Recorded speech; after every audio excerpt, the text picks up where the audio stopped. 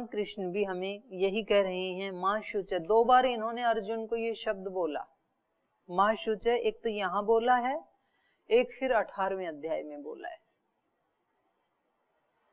वहां पर मोक्षयिष्यामि मां शुच, सर्वधर्मान् परित्यज्य मामेकं शरणं व्रज, अहम त्वा सर्व पापेभ्यो मोक्षयिष्यामि मां शुच। शोक मत कर, हिम्मत मत हार, निराश मत हो। तो जब आपके अंदर ये लगे आपको कि भाई कोई त्रुटि है मेरे अंदर, तो हिम्मत ही नहीं हो रही है जी, मेरे से तो कुछ नहीं हो पा रहा है जी, मेरा तो मन नहीं लग रहा है जी, और तब कोई बड़ा आदमी आपको ऐसे कह दे, आपके गुरुजी कह दें, आचार्य कह दें, कोई वरिष्ठ व्यक्ति कह दें कि तू शोक मत कर, दुखी मत हो, परेशान मत हो, हिम्मत मत हार, सब कुछ है तेरे पास, तो फिर व्यक्ति पूरे उससे लग जाता है ना बल से कि भाई मेरे को तो स्वामी जी महाराज ने कह दिया, मेरे को आचार्य जी ने ये कह दिया, मेरे को और किसी वरिष्ठ भाई बहन ने ऐसे बोल दिया कि आप चिंता मत करो। तो बड़ा बल मिलता है, बड़ा आदमी जब इस तरह से प्रोत्साहन देता है। तो ऐसे भगवान कृष्ण यहाँ पर अर्जुन को प्रोत्साहन देते हैं।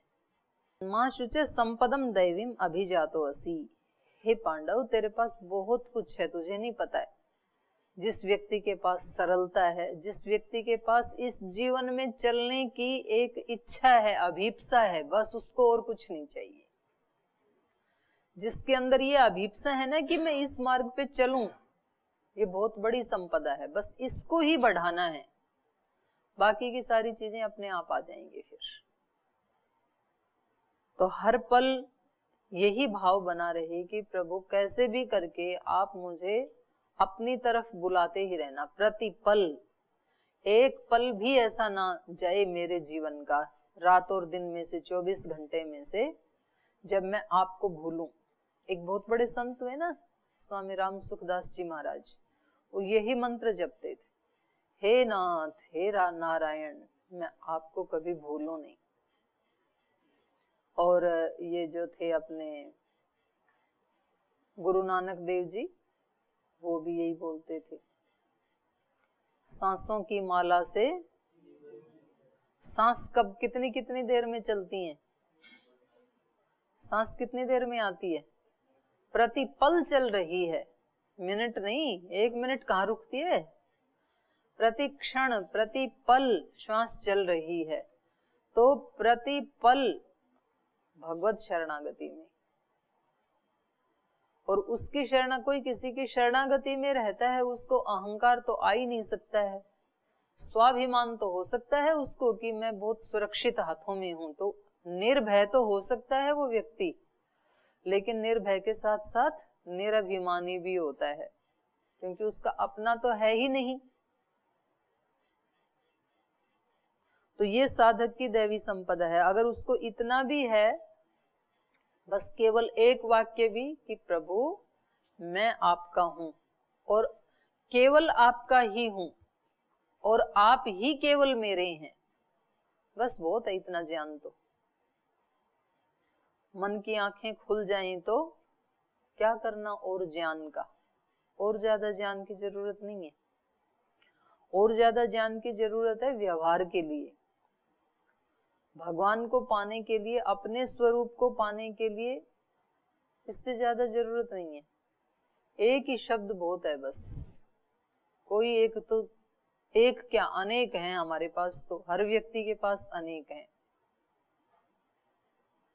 तो हमें अपने अपने जैसे हमारे संस्कार हैं, जो रुचि है उसके अनुसार कोई एक चीज पकड़ के रखनी है, और इस जहां कहीं हम बंधे हुए हैं, जहां कहीं हमें ये लगता है कि ये मेरे अंदर ठीक नहीं है, उसको पेपर पे लिख के जला देना है, हटा देना है उसको।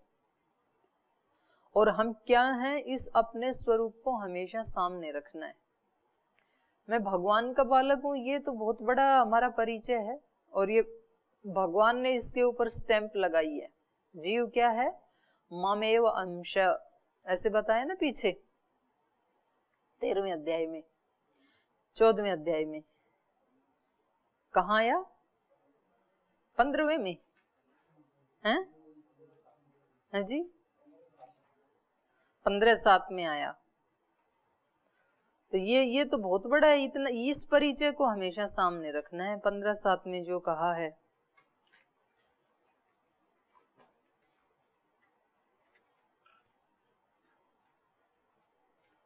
ममेव अंश जीव लोके जीव भूत सनातन, सदा से, इस जन्म में नहीं, सनातन।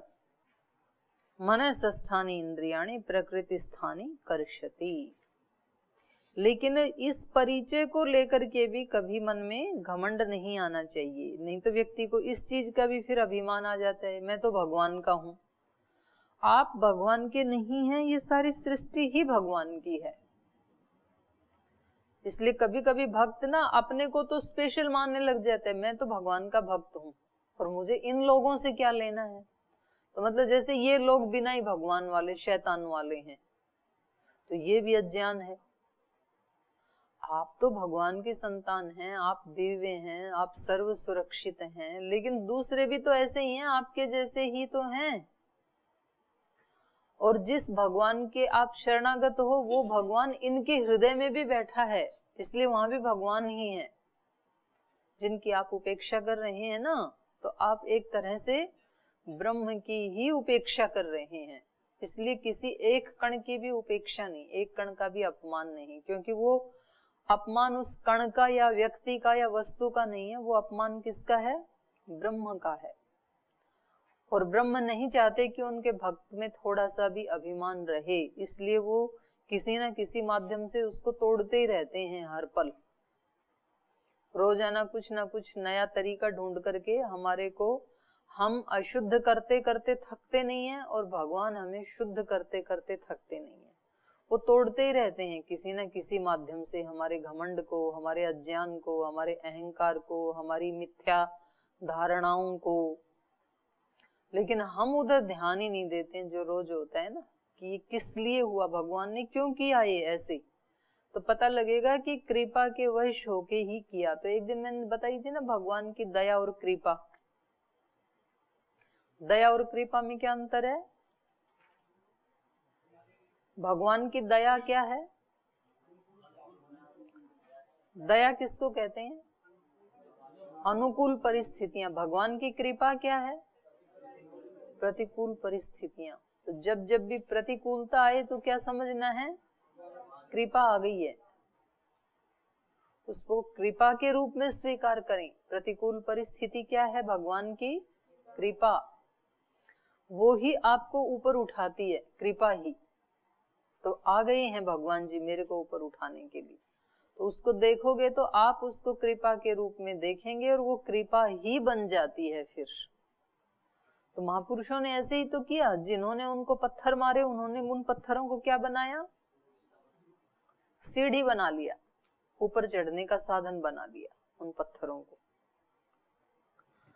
अब ये कह रहे हैं द्वौ भूत सर्गौ लोके। जब कभी ये लगे ना, इन्होंने आसुरी संपद में क्या क्या बताया था? दंभ, दर्प, अभिमान, क्रोध, पारुष्य। ये जब कभी अपने को पकड़ में आए, अपने अंतःकरण में, अपने व्यवहार में, अपने आचरण में, तब क्या सोचना है कि ये मेरे को बांधने वाला है और मुझे बंधन से युक्त होना नहीं है, क्योंकि मोक्ष की अपेक्षा तो सबको है ना। तो हमें इन्होंने ही हमें बांध रखा है। आप इस पे भगवान कृष्ण के वाक्य पे विश्वास करें कि हमें किसी ने नहीं बांध रखा। किसने बांध रखा है? हमारी इन गलत आदतों ने बांध रखा है। दंभ, दर्प, अभिमान, क्रोध, पारुष्य, अज्ञान, इतनी चीजों ने हमें बांध रखा है। तो जब दंभ हमें बांधता है तो दंभ का आज से बहिष्कार। दंभ क्यों करना है? दिखावट से दूर, किसी भी प्रकार की दिखावट नहीं, जो है वो ही ठीक। दंभ से दूर। दर्प ने बांध रखा है। दर्प मतलब मेरा मेरा। जो व्यक्ति मेरा मेरा बोलता है ना सब कुछ, तो मेरा मेरा क्या क्या है? मेरा शरीर, मेरा ज्ञान, मेरी डिग्री, मेरा गुरुकुल, मेरे गुरु आचार्य, मेरे माता पिता, मेरा धन, मेरी जमीन, मेरा बैंक बैलेंस, मेरी पत्नी, मेरे पति, मेरे बच्चे, जो जो मेरा मेरा है वो सारा क्या है? बांधने वाला रस्सी। तो क्या करें फिर? जो है उसको क्या करें? है ही मेरा तो क्या करें? शरीर मेरा ही है तो इसको किसका बताएं? अब क्या करेंगे? भगवान का है, मेरा नहीं है। फेंक के नहीं आना कहीं भी। कहाँ फेंकेंगे शरीर को? और चीजों को तो चलो आप छोड़ भी देंगे, शरीर को कहाँ छोड़ के आएंगे? ये आपके वश में नहीं है। ना शरीर लेना आपके वश में है, ना शरीर छोड़ना आपके वश में। जन्म और मृत्यु दो आपके वश में नहीं है। आप बोलेंगे हम आत्महत्या कर लेंगे तो शरीर छूट गए, तुरंत नया मिल जाएगा, और नया मिलेगा वो इससे बुरा वाला मिलेगा, ऐसे वाला नहीं मिलेगा फिर। क्योंकि जब आप एक बार किसी कीमती खिलौने को तोड़ देते हो तो जब दोबारा माता पिता लाते हैं तो वैसे वाला कीमती नहीं लाते। बोले इसको कोई वैसा ही डुप्लीकेट ला के दे दो छोटा मोटा, इसको पता ही नहीं है, हीरे का ला के दिया था, फेंक के आ गया हीरे कहीं। तो अब की बार किसका ला के दो? कांच का ला के दो, कंकर पत्थरों का बना हुआ ला के दो। इसको नहीं पता इसकी वैल्यू का। जिस दिन पता लगेगा उस दिन ला देंगे। अभी अज्ञानी है, ये छोटा है अभी। तो भगवान जी का दिया हुआ शरीर एक बार नष्ट कर दिया तो, इंद्रियां एक बार नष्ट कर दी तो दोबारा वैसे वाली नहीं मिलेंगी। फिर चींटी वाली मिलेंगी, कुत्ते बिल्ली वाली मिलेंगी फिर। तो जब भी दंभ आए, दर्प आए, अभिमान आए, अभिमान अहमता से जुड़ी हुई चीज है, तो इसको क्या माने फिर? सब भगवान का है, आपका ही है प्रभु। और कोई चीज बार बार सुनाते रहते हैं ना अपने मन को, तो फिर वो मन उसको वैसा ही मान लेता है। फिर जैसी मन को ट्रेनिंग दी जाती है वैसा ही, वो बताए थे ना, मैंने सुनाई थी कहानी की, वो अपने उसको जो है हाथी के बच्चे को बचपन से ही बांधता था चेन से, और एक दिन उसकी चेन कहीं खो गई। तो अब उसको हाथी को किससे बांधे? तो उसके मित्र ने कहा इसको वहां लेके जाओ जहां खूंटे पे बांधते हो, और वैसे ही करो, ये कहीं नहीं हिलेगा पूरी रात भर। और हाथी हिला ही नहीं, क्योंकि उसको ट्रेनिंग वही हो गई कि जब घास खा के आते हैं तो वहां ये ले जाते हैं और ये वहां मेरे को बांधते हैं। तो उसने मान लिया कि मैं बंध गया, फिर बंध ही गया। हमने भी मान रखा है, हमने अपनी अपनी एक एक आइडेंटिटी बना रखी है। और ये एक बहुत बड़ी बात है, जब तक हम अपनी आइडेंटिटी को चेंज नहीं करेंगे, अपनी अहमता को नहीं बदलेंगे, अपने परिचय को नहीं बदलेंगे, तब तक दैवी संपद भी हमें मुक्त नहीं कर सकती है। ये जो बात कही ना, दैवी संपद विमोक्षाय, दैवी संपद से मोक्ष नहीं होगा। दैवी संपद से आप बहुत श्रेष्ठ व्यक्ति बन जाएंगे, दिव्य आपको भोग मिल जाएंगे, आप देवता भी बन सकते हैं, देव योनि में भी जा सकते हैं, आप स्वर्ग में भी जा सकते हैं, सब कुछ मिल सकता है। इससे मोक्ष नहीं मिलेगा। देवों के पास दिव्यता है, दैवी संपद ही है उनके पास, लेकिन देवों को भी मोक्ष नहीं मिलता है। तो जब तक हम अपना परिचय हमारा क्या है उसको जब तक परिवर्तित नहीं करेंगे, इसलिए मोक्ष के लिए परिचय कौन से वाला होना चाहिए? मैं भगवान का हूं, भगवान ही मेरे हैं। जब ये वाला परिचय होगा ना, तो फिर मोक्ष की यात्रा शुरू हो जाती है। और जब तक अहमता है मन में कि मैं ये हूं, मैं अभी आज से मैंने इतने जप तप शुरू कर दिए हैं, इतनी साधनाएं शुरू कर दी हैं, मैंने ये छोड़ दिया है, पहले तो मैं एक एक दिन में इतनी सिगरेट पी जाता था, इतनी शराब पी जाता था, ये आहार करता था, अब मैंने वो सब छोड़ दिया है, अब मैं 3 घंटे प्राणायाम करता हूँ, अब मैं इतने घंटे व्यायाम करता हूँ, इतने घंटे ध्यान करता हूँ, ये सारी चीजें फल देंगी लेकिन मोक्ष नहीं देंगी। फल तो देंगी, अच्छा, अच्छी चीज का फल अच्छा ही होगा, लेकिन मोक्ष कब होगा? जब इन सब से हटेंगे हम। तो पहले भी इन्होंने बताया, वो था ना, स्थित प्रज्ञ का लक्षण था प्रजहाति यदा कामान सर्वान पार्थ मनोगतान। और एक वहां पर आया था, कौन से अध्याय में है, बुद्धि युक्तो जहाती है सर्वे सुकृत दुष्कृति। जो बुद्धि युक्त है वो सुकृत को भी छोड़ देता है, दुष्कृत को भी छोड़ देता है। माने ये भी गुणों में हो रहे, गुणा गुणेषु वर्तन्ते। जो अच्छे कर्म है वो भी मेरे नहीं है, किसके हैं, गुणों के ही हैं वो भी। मैं तो एक निर्लिप्त आत्मा हूँ, अकर्ता हूँ, मैं करता नहीं हूँ, मैं करता नहीं हूँ, अकर्ता हूँ। तो मेरी क्या पहचान है, मैं तो अपने भगवान का हूं, बस इतनी ही मेरी पहचान है। तो उसमें जब तक अहमता नहीं बदलती है ना, तब तक व्यक्ति नहीं करता है। ये पहले भी मैंने एक दिन चर्चा की थी इसके ऊपर कि हमें अपने अहम को बदलना होता है। आपने अपने अहम को बदल लिया कि मैं एक ब्रह्मचारी हूं, तो जो जो घर में करते थे वो काम नहीं करते हैं ना अब आप। अब यहाँ आके आपको कहा जाता है यज्ञशाला में चलो, हवन में चलो, सुबह मंत्र पाठ में चलो, व्यायाम में चलो, आप जाते ही नहीं है, जबरदस्ती निकाल निकाल के ले जाना पड़ता है। और यदि आपने अपनी अहमता बदल ली तो आप सबसे पहले जाके बैठेंगे कि ये मेरे लिए चांस है, एक मौका है, इसको मैं नहीं छोड़ना चाहता हूं। वो जो कार्य हो रहा है वो आपका हो रहा है और मैं भी उसमें अपनी एक आहुति देना चाहता हूँ उस यज्ञ में। तो फिर अच्छे सुकृत फिर उससे होने लगते हैं, अपनी पहचान बदलते ही होने लगते हैं उससे। फिर जैसे किसी ने ये पहचान बना ली कि मैं अभी इस जिले का एक IAS ऑफिसर हूं, तो फिर उसको खुद उस जिले की जानकारी लेनी पड़ती है कि कहाँ क्या हो रहा है, कहाँ गलत हो रहा है, कहाँ ठीक हो रहा है, कहाँ अभी और अच्छा करने की आवश्यकता है। जब आपको बताया जाता है कि आज से आप इस गुरुकुल के आचार्य हैं, तो फिर आपसे वो सारे काम होने लगते हैं। कल तक तो आप खुद ही नहीं जाते थे हवन में, यज्ञ में, नियमों में, आज आप दूसरों को कह रहे हैं कि आप चलो।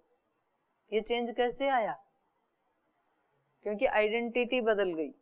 कल तक आप एक ब्रह्मचारी थे, आज आप एक आचार्य बन गए। कल तक तो जो है वो लड़की उठती नहीं थी सुबह 6, 7, 8 बजे तक, अब उसकी शादी कर दी, वो माँ बन गई, अब वो खुद उठ के दूसरों को उठा रही है। लड़की वही है, क्योंकि पहले वो उसकी आइडेंटिटी अलग थी, अब उसकी अलग हो गई। तो जब हम अपनी ठीक ठीक आइडेंटिटी में होंगे, अपना जो सही स्वरूप है उसमें प्रतिष्ठित होंगे, तो फिर ये दैवी संपदा के अनुष्ठान हमें करने नहीं पड़ते, वो हमारे साथ ही जुड़े ही हुए हैं। इसलिए भगवान कृष्ण अर्जुन को बार बार उसके स्वरूप से परिचय करवाना चाहते हैं। ये दैवी संपद कहीं से लानी नहीं है तेरे को। मां शुचे शोक मत कर, क्या बताया, संपदम दैवीम अभिजातो असि, दैवी संपद को लेकर के ही पैदा हुआ है, शोक मत कर, कहीं से लाना नहीं है, तेरे अंदर ही है ये। तो अब उसका ये परिचय होते होते होते होते लास्ट में वो क्या कहेगा, नष्टो मोह स्मृतिर्लब्धा, स्मृति प्राप्त हो गई। ये स्मृति क्या है? अपने स्वरूप का एहसास, मैं क्या हूं, ये ही स्मृति है।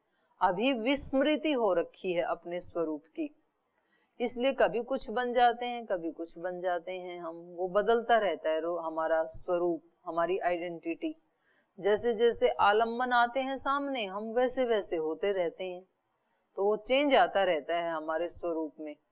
जब जैसी परिस्थिति हमारे सामने, तब वैसा ही हमारा स्वरूप। और स्मृति एक बार लब्ध हो गई तो फिर कोई भी आप नाटक करें, कोई भी अभिनय करें, फिर उस स्मृति को व्यक्ति भूलता नहीं है, अभिनय कोई भी करना पड़े चाहे उसको। तो भगवान जी उसको उस तरफ लेके जा रहे हैं। मूल है अपने स्वरूप का पूरा ज्ञान, अपनी आइडेंटिटी का ज्ञान कि मैं हूं क्या, मेरा क्या स्वरूप है। और अलग अलग शब्दों में सब महापुरुषों ने इसी को ही कहा। महर्षि रमण का एक ही टैग वाक्य था, उनको कोई कुछ भी कहे, बोले पहले ये ढूंढ लो ये मैं कौन है। कोई कहते जी आज मैं बहुत दुखी हूँ इसलिए आपके पास आया हूँ। बोले कोई बात नहीं, दुख का तो इलाज बाद में कर देंगे, पहले ये ढूंढो कि ये मैं कौन है जो ये कह रहा है ना कि मैं दुखी हूँ। इस मैं को ढूंढो पहले, ये कौन है। जब आपको कहें कि मैं तो दुर्बल सा हूँ, मेरे अंदर बुद्धि नहीं है, तो उस मैं को ढूंढो, ये दुर्बल वाला मैं कौन है, कहाँ है ये। और उस स्वरूप को ढूंढ लिया तो फिर सारी दुर्बलताएं चली जाएंगी। तो मुख्य बात जो है वो ये दैवी संपद से नहीं बनेगी, मुख्य बात बनेगी अपनी पहचान को ठीक बनाने की। मेरी पहचान क्या है।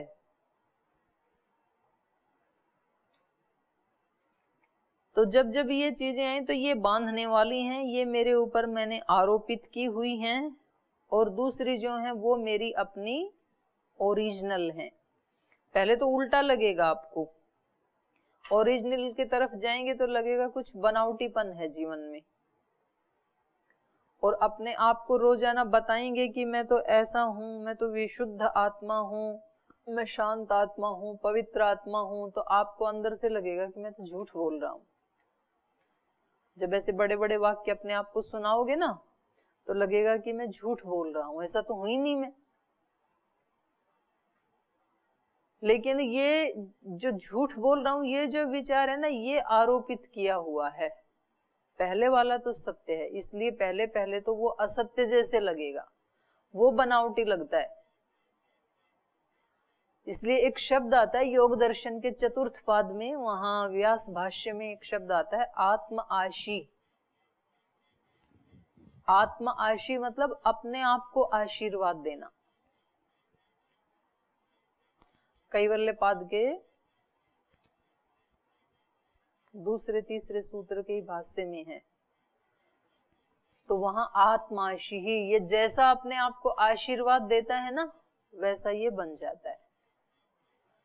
तो इसलिए मैंने एक दिन पहले भी बताया था कि सबके आशीर्वाद तो हैं हमारे ऊपर, केवल अपना आशीर्वाद नहीं है।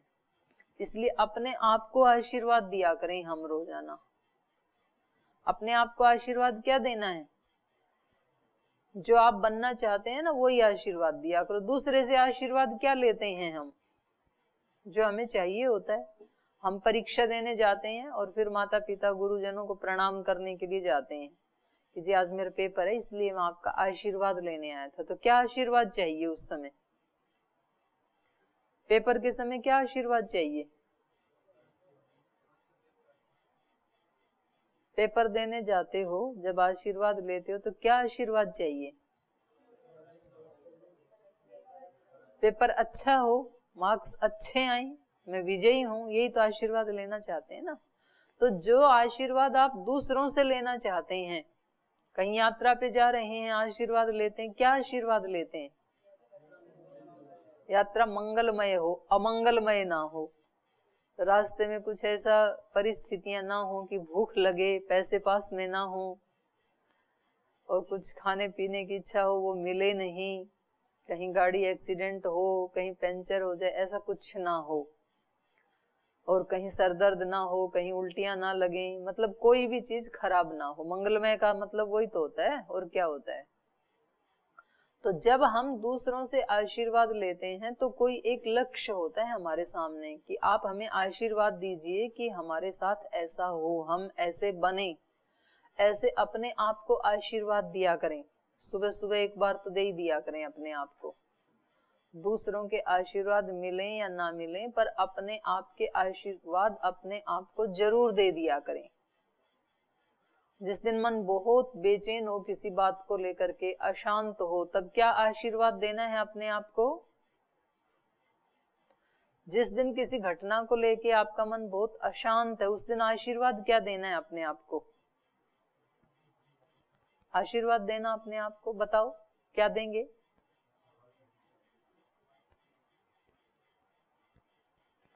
क्या आशीर्वाद देंगे, बोलो तो। धैर्य बना के रखो, सब ठीक हो जाएगा। और क्या आशीर्वाद देंगे।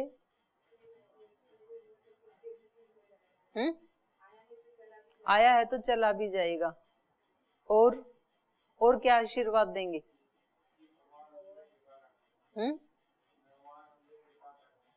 नहीं, क्या कृपा करें भगवान? भगवान की कृपा है, आप क्या देंगे अपने आप को आशीर्वाद? भगवान से मत बोलो, बात आपकी हो रही है, भगवान तो आशीर्वाद दे ही रहे हैं, आप क्या आशीर्वाद देंगे?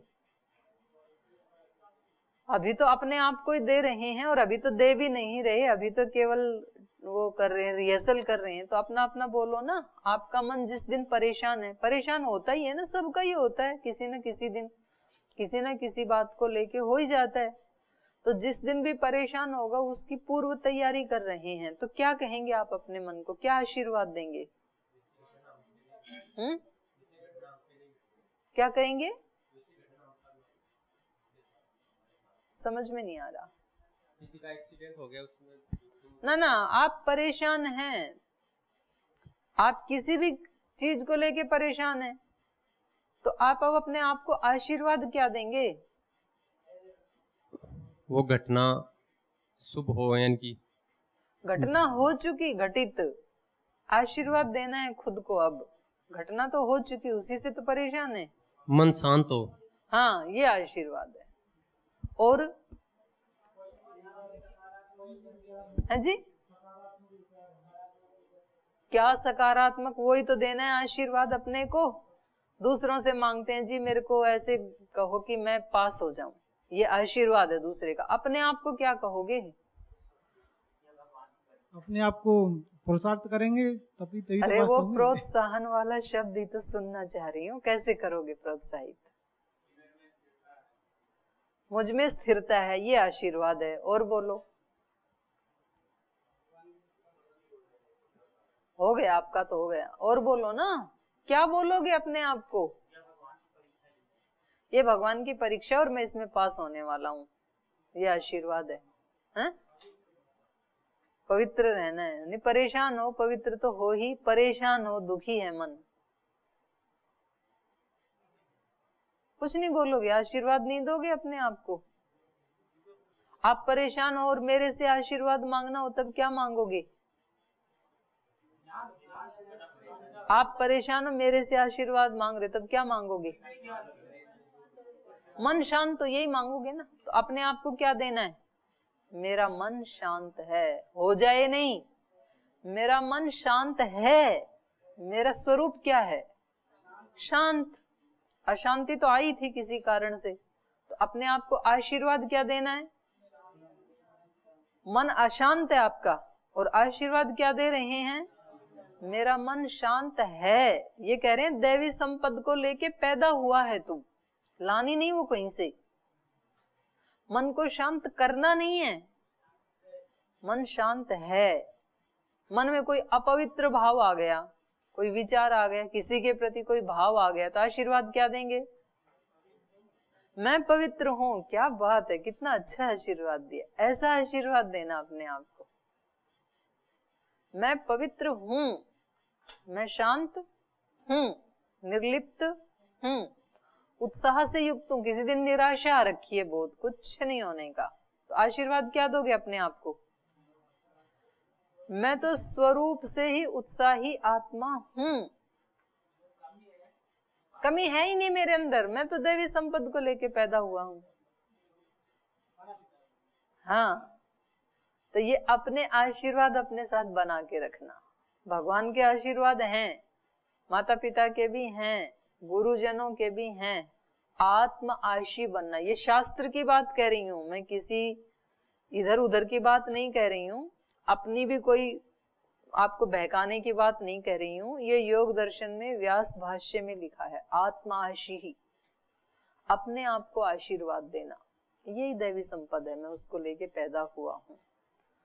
तो इसके ऊपर आप और थोड़ा सा चिंतन करना कि मुझे किस किस आशीर्वाद की आवश्यकता है। वो आशीर्वाद दूसरे दें या ना दें, पर अपने आप को रोज आपको देना है, और फिर वैसे ही बन जाएंगे हम। तो आज यहीं विराम देते हैं कक्षा को।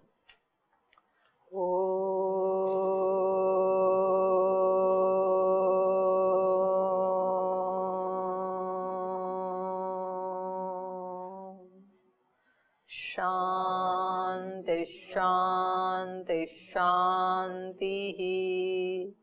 श्री गुरुभ्यो